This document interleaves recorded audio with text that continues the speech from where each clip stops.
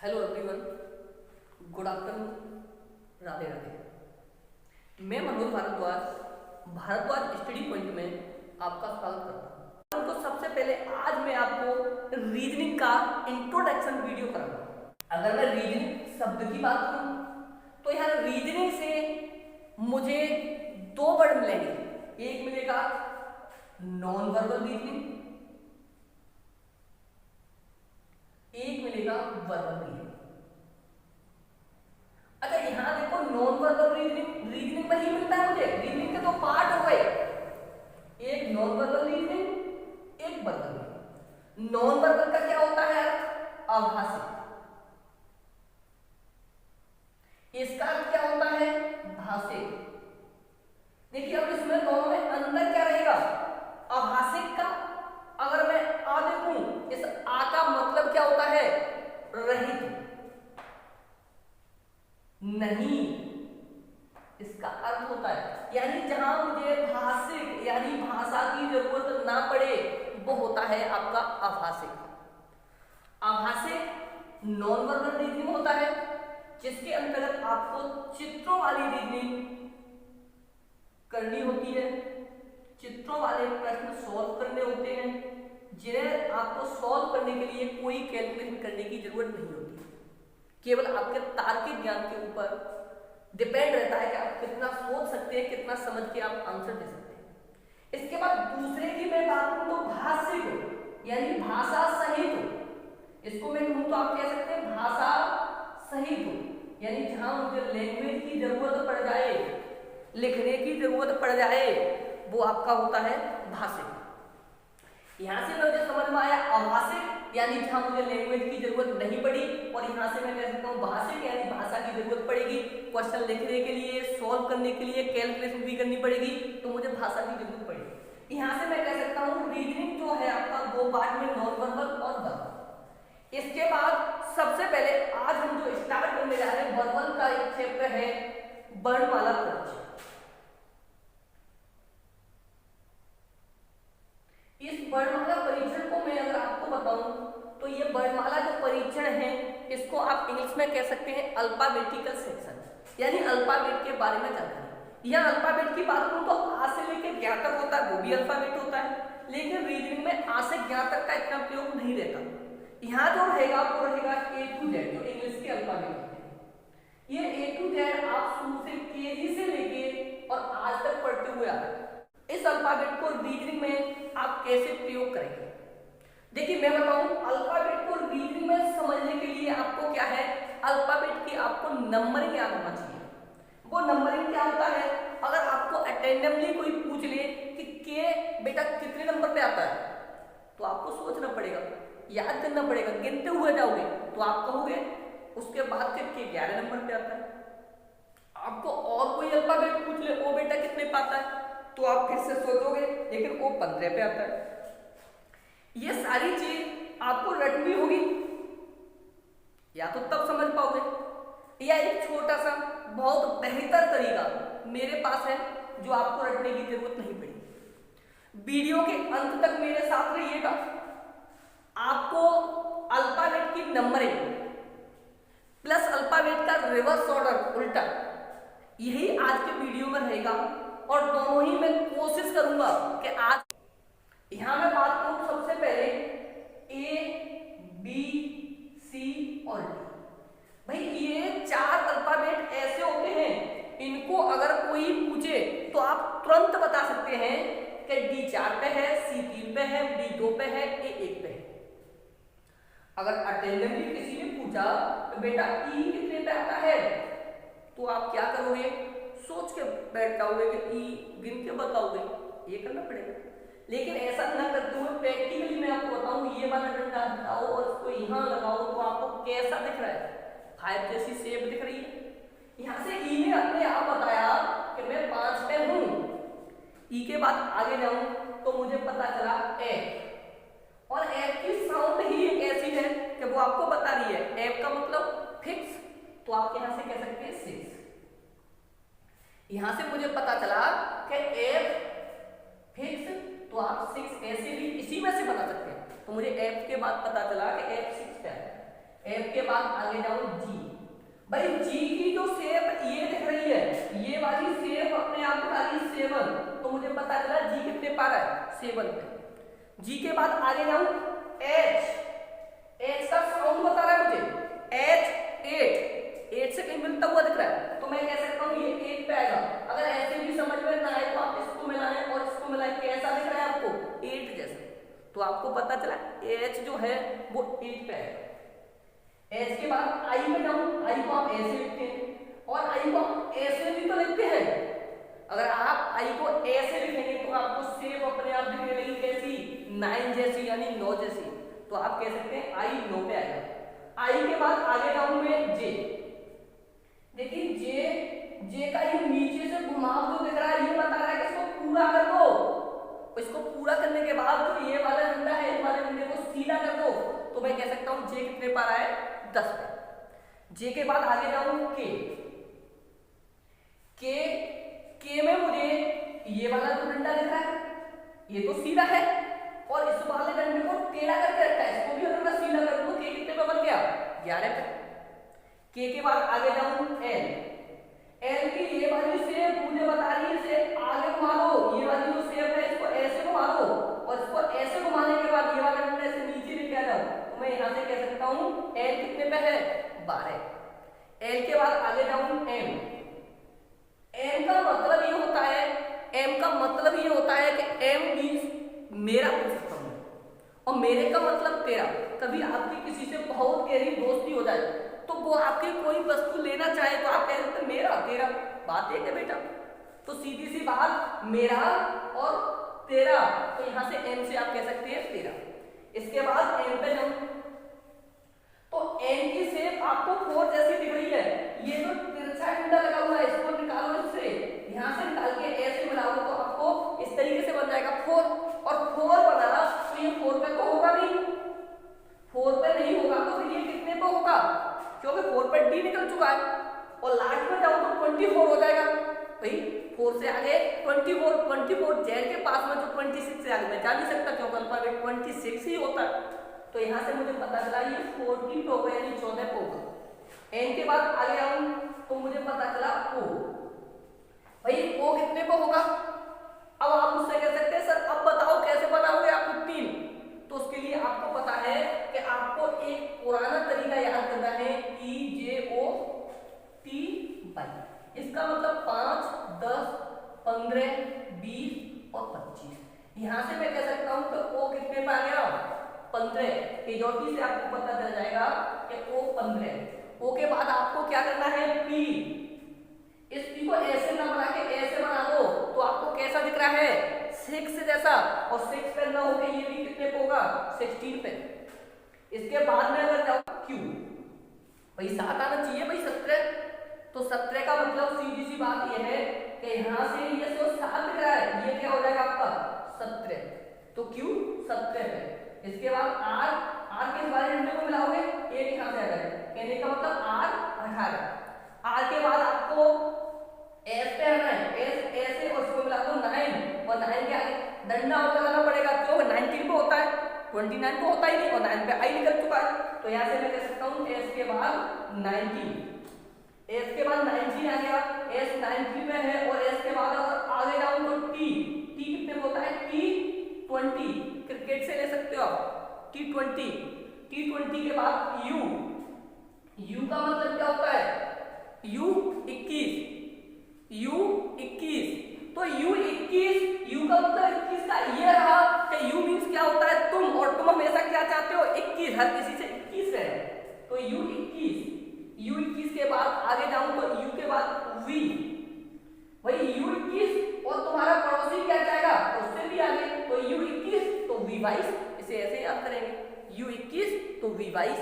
इसके बाद में अगर W में जाऊं, देखिए भाई नीचे से मुझे कुछ कम दिखेगी तो वो चीज मैं यहां लिख दूंगा।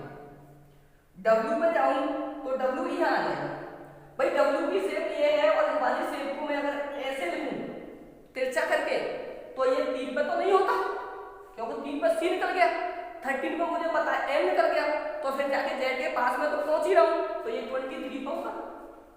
इतनी बात क्लियर हो जाती है। इसके बाद मैं X पे आऊं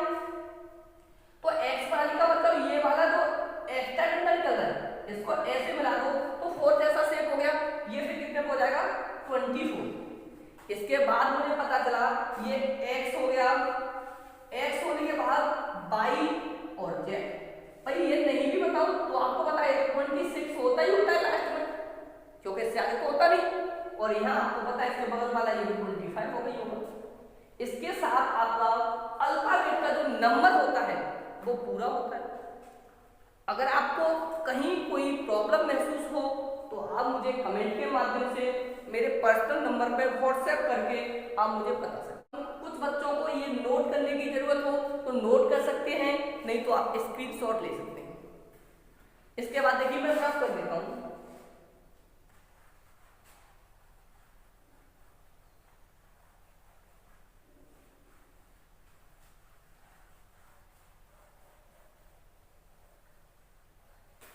अब इसका रिवर्स ऑर्डर देखते हैं तो ए का उल्टा जेड, देखिए किस तरीके से बनता है। ये भी रफ करूं,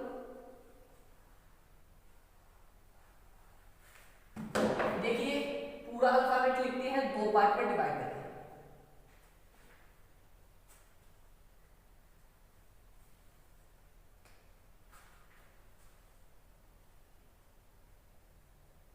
ये दो पार्ट हो गया। इसके बाद ए के नीचे ही मुझे क्या लेके आना है, जेड, क्योंकि आपको पता है ए का उल्टा क्या होता है, जेड। मैं कोई नया नहीं बता रहा हूं। अब ए का उल्टा जेड होता है तो सीधी सी बात यहां से लिखता हूं, सुन लो, N O P Q R S T U V W X Y Z. देखिए यहां से मुझे पता चला ए का उल्टा जेड, बी का उल्टा वाई, सी का एक्स, डी का डब्ल्यू, ई का वी, एफ का यू, जी का टी, एच का एस, आई का आर, जे का क्यू, के का पी, एल का ओ, एम का एन। बहुत से बच्चे ऐसे होते हैं कि रट के काम निकाल लेते हैं, समझ लेते हैं, याद कर लेते हैं। कुछ बच्चे ये कहते हैं क्लासों में, कई बार ऐसा सुना है कि सर जी मैं कोई भी चीज याद करूं तो मुझे याद नहीं होता। उन बच्चों के लिए जिन्हें याद नहीं होता वो समझे। देखिए आप लोग एक स्टोरी के माध्यम से समझने की कोशिश करेंगे। मुझे पता है कि कोई भी चीज स्टोरी के माध्यम से की जाए वो आपको तुरंत याद हो जाती है। जैसे मान लेता हूं आप कोई थिएटर में मूवी देखने जाते हो और आपका फ्रेंड आके आपको पूछता है कि बेटा मूवी देख के आया है और मूवी में तूने कौन सी मूवी देखी, तो नाम तो कोई भी बता देगा, लेकिन मूवी की अगर स्टोरी पूछना चाहे वो तो आप तुरंत बताते हो उसे। 3 घंटे की 2 घंटे की जो मूवी आपने देखी उस पूरी मूवी का निचोड़ उसे तुरंत बता देते हो 10 से 15 मिनट में। वही सिस्टम यहाँ रहेगा। आपको एक मूवी मान ले मात्र 5 मिनट की मूवी होगी, इस मूवी में आपको अल्फाबेट के जो 26 अल्फाबेट हैं उन पूरे अल्फाबेट का रिवर्स ऑर्डर आपको याद है। देखिए मूवी क्या है, आपको सबसे पहले स्टार्ट करता हूं। अजीज नाम का एक लड़का है, ये अजीज नाम का एक लड़का है तो उसका बॉय। ये क्या करता है, क्रैक्स खाना शुरू कर देता है। क्रैक्स खाना शुरू कर देता है, जिसके साथ साथ क्या करता है, ड्यू पीना शुरू करता है। देखिए अजीज नाम का लड़का है, वो क्रैक्स खाना शुरू करता है, उसके साथ में क्या करता है, ड्यू पीना शुरू कर देता है। इसके साथ साथ उसे करना क्या है भाई, इसे पढ़ाई करनी है और पढ़ाई के लिए इसे एग्जाम देना है। वो एग्जाम कौन सा है, ईवीएस है। भाई ईवीएस की बात करूं तो पर्यावरण अध्ययन होता है। बहुत से लोग कहेंगे ये कौन सा एग्जाम आ गया, पर्यावरण अध्ययन होता है। इस पर्यावरण अध्ययन का उसे एग्जाम देना है और उसके अंदर क्या चीज आ गई, क्रैक्स खाना क्रैक्स खाना, ड्यू पीना, ये उसके अंदर आ जाता है। तो उसके अंदर ये क्या है, फालतू के गुण आ जाते हैं। ये फालतू के गुण उसके अंदर आ जाते हैं और ये फालतू के गुण आते कब है, पहले कोई न कोई उसने अच्छा काम किया होगा, महान होगा। महान कैसे है, ग्रेट है। भाई ग्रेट क्यों है, उसने हाई स्कूल,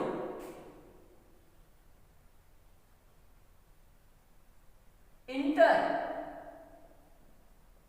दोनों ही एग्जाम में बहुत अच्छे नंबर लेके आए। इस वजह से क्या बन जाता है वो, ग्रेट। और ग्रेट होते ही जब थोड़ा बहुत अच्छा कुछ हो जाता है किसी के साथ में तो उसके अंदर ऑटोमेटिक मुझे दिखता है कुछ न कुछ फालतू के गुण आते हैं, तो उसके अंदर फालतू हो जाता है। और फालतू के गुण क्या रहते हैं, क्रैक्स खाना और ड्यू पीना। भाई कोई भी बात बताइएगा, अगर किसी के अंदर फालतू के गुण आते तो पढ़ाई से हट जाएगा। जब वो पढ़ाई से हट गया तो एग्जाम में पास होगा क्या, नहीं होगा। ईवीएस के एग्जाम में वो फेल हो जाता है। ईवीएस के एग्जाम में जैसे ही फेल होता है तो उसके घर वाले उससे नाराज हो जाते हैं।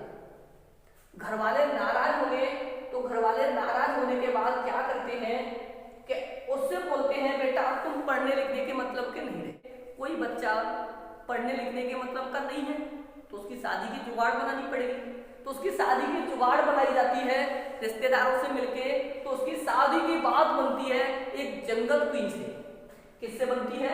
जंगल क्वीन। जंगल क्वीन, जंगल क्वीन से उसकी शादी की बात बन जाती है। जब जंगल क्वीन से शादी की बात बन जाए और बच्चा कितना भी बिगड़ा हुआ हो, घर वाले शादी के समय पे तो ये बोल ही देते बेटा अपनी इच्छा से शॉपिंग कर ले, तो उसे शॉपिंग के लिए पैसे दिए जाते हैं और मार्केट जाता है अपने फ्रेंड्सों के साथ। जब मार्केट जाता है अपने दोस्तों के साथ तो क्या होता है, उसे कपड़े खरीदने होते हैं। और आज कल के जो बच्चे हैं उनकी पसंद क्या है? कुर्ता पजामा। भाई आप लोग कहिए कुर्ता पजामा कोई पहनता है शादी में? कुर्ता पजामा ही आप शेरवानी को बोलने लगे हो। भाई जो शेरवानी है उसी को तो आप कुर्ता पजामा कह सकते हैं? नहीं कह सकते। कुर्ता पजामा को ही आपने शेरवानी बनाया है, उसी की डेंटिंग पेंटिंग करके उसमें मोती लगा के डिजाइन लगा के उसने कुर्ता पजामा को शेरवानी नाम दे दिया, तो मैं उसको कुर्ता पजामा कह सकता हूं।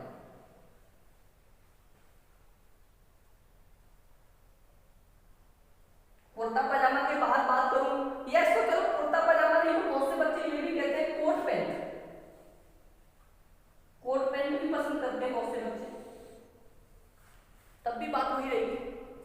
कोट पैंट के बाद उसने आगे अगर जूते खरीदने की बात की तो उसे जूते खरीदने पड़ेंगे कौन से? लोटो कंपनी के। लोटो कंपनी के जूते खरीदने पड़ेंगे। कुर्ता पजामा खरीद के आ गया या कोट पैंट खरीद के आ गया, शॉपिंग की। और लोटो पहले बहुत पहले कंपनी चलती थी, सबकी पसंद थी लोटो कंपनी के जूते पहनना, तो लोटो कंपनी के उसने जूते पहन लिए। शादी वाली बात है, कुर्ता पजामा पहन चुका है, लोटो कंपनी के जूते पहन चुका है। और शादी होने के बाद, पहले वो एक बच्चा था और शादी होने के बाद क्या बन जाएगा? एक मैन यानी एक आदमी बन जाएगा।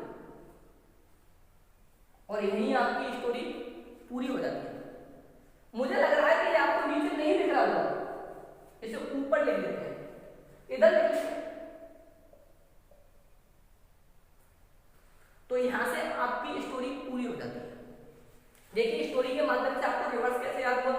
ए का उल्टा जेड, बी का उल्टा यानी बाई का उल्टा बी या बी का उल्टा बाई, सी का उल्टा एक्स या एक्स का उल्टा सी, डी का उल्टा डब्ल्यू या डब्ल्यू का उल्टा डी, ई का उल्टा वी, ई का उल्टा वी या वी का उल्टा ई, एफ का उल्टा यू, जी का उल्टा टी, एच का उल्टा एस, आई का उल्टा आर, जे का उल्टा क्यू, के का उल्टा पी या कोट पेन से भी देख सकते हैं। के का उल्टा पी, एल का उल्टा ओ, एम का उल्टा एन या एन का उल्टा एम।